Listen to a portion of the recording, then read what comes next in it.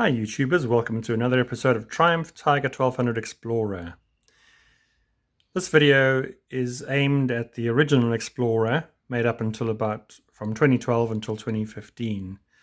I'm not really referring to the later models which were more specialized, and not the new ones either.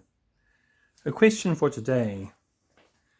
Is the Triumph Tiger Explorer 2012 to 2015, is it an adventure tourer, an adventure off-road, or an adventure sports?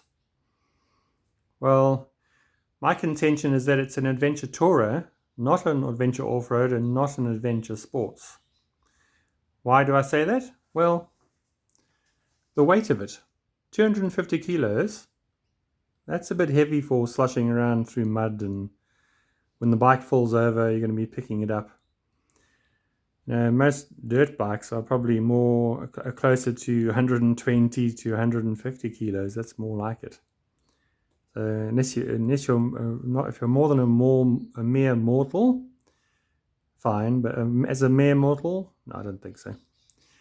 Wheel type, mags. I don't know that you want to be whacking rocks at speed with a mag wheel. You might bend a rim or do damage to it. It's hard to replace that. You're going to have to basically buy a new wheel. Tires, yep, the tires are a 110 front and a 150 back, so you can get the perfect rubber for whatever you want to do, road or off-road. Suspension travel, it's probably okay, about 190 millimeters front, 193 millimeter rear. And the newer Tigers that are rally models have about a 220 millimeter travel, so it's not bad. Gearing is completely wrong. You know, the first gear on this bike is actually quite tall, and I think that will really hamper your technical riding off-road. So, yep, it's an adventure tourer. And this is primarily a road bike. You can do good dirt road riding on it too. And having wide bars is a big benefit for controlling the bike on a dirt road. Having 19-inch wheels, well, they're okay. Better than a 17-inch road bike wheel. But it's not a 21-inch front either. Yeah, so it's not your typical off-road bike. I think single-track riding through thick mud, or are you asking for trouble? I wouldn't recommend it.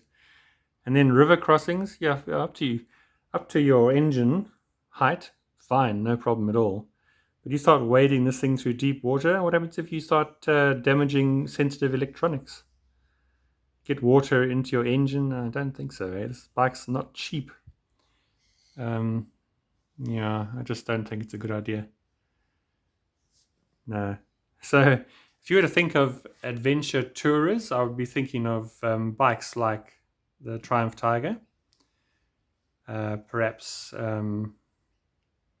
yeah, I suppose the non-off-road GSs would be that kind of bike as well. Off-road, adventure off-road, you'd be looking at a KTM or a GS Adventure, perhaps, maybe the new Triumph Tiger Rally, yes. If you don't mind carrying a very heavy bike around. And if you're looking for an adventure sports bike, well, you'd be looking at something like a BMW S1000 XR. Yeah.